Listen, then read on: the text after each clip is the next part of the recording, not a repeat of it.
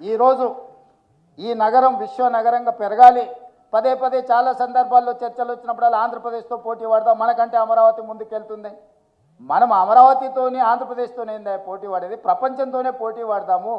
New York లేదా, Tokyo లేదా, Dubai లేదా, ఈ నగరాలతో పాటు మౌలిక వసతులను పెంపొందించుకుంటే ప్రపంచంతో పోటీ పడే శక్తి తెలంగాణ ప్రజలకు ఉన్నది. అంత ఆలోచన చేయగలిగిన, ముందుకు నడిపించగలిగిన నాయకత్వం ఉన్నది. ప్రపంచంతోనే పోటీ పడదాం. ప్రపంచంతో పోటీ పడాలంటే మిత్రుడు బండి సంజయ్ గారికి నా విజ్ఞప్తి ఒక్కటే, మెట్రో రైలు అనుమతులు మనం తెచ్చుకోవాలి. చెన్నైలో, తమిళనాడులో ప్రతిపక్ష పార్టీ ఉన్నా అక్కడ ఆమోదించారు, క్యాబినెట్లో పెట్టి. కర్ణాటకలో కాంగ్రెస్ ప్రభుత్వం ఉన్నా కూడా మోడీ గారు బెంగళూరుకి మెట్రో రైలు ఇచ్చిండ్రు. ఈరోజు ఒకనాడు 2వ స్థానంలో ఉన్న హైదరాబాద్ మెట్రో ఈరోజు 9వ స్థానానికి మనం పడిపోయినాము.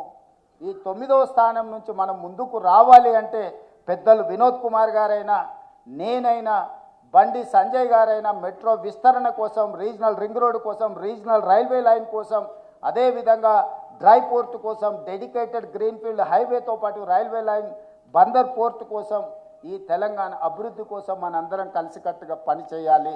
తమిళనాడులో ఏదైనా విషయం వస్తే, జల్లికట్టు సమస్య వస్తే అందరూ కట్టగట్టుకొని కేంద్ర ప్రభుత్వంతోనే కొట్లాడి జల్లికట్టుకు అనుమతి తెచ్చుకున్నారు. తమిళనాడులో ప్రమాణ స్వీకారం చేస్తే 39 మంది పార్లమెంట్ సభ్యులు తమిళ్లోనే ప్రమాణ స్వీకారం చేశారు.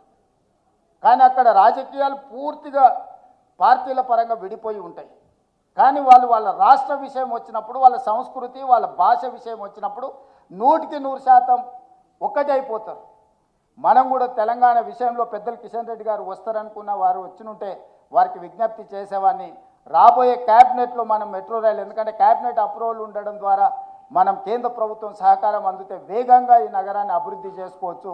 ఈ అభివృద్ధికి సంబంధించిన విషయాలు, అదేవిధంగా యంగ్ ఇండియా స్కిల్స్ యూనివర్సిటీ స్కిల్స్ని అప్గ్రేడ్ చేసుకోవాలనుకుంటున్నాం. మనము 1956లో ప్రారంభించిన ఐటీఐలు, ఇండస్ట్రియల్ ట్రైనింగ్ ఇన్స్టిట్యూట్లు, ఆ రోజు ఏ సిలబస్ ఇచ్చిందో ఈరోజు అదే సిలబస్తో ముందుకు పోతున్నాం.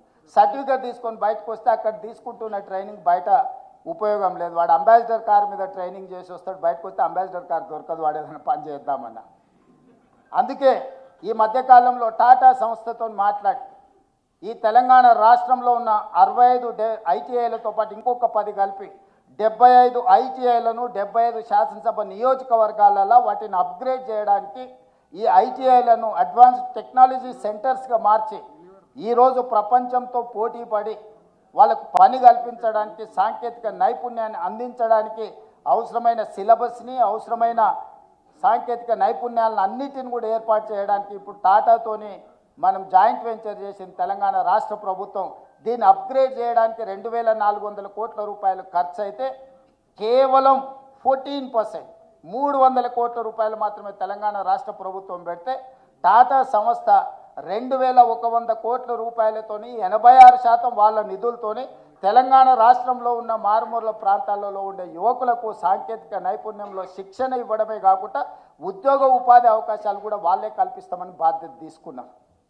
ఈరోజు మనం young India skills university PPP మోడల్లో తీసుకున్న పబ్లిక్ ప్రైవేట్ పార్ట్నర్షిప్. గవర్నమెంట్ ఒక ఫెసిలిటేటర్గా మాత్రమే ఉంది.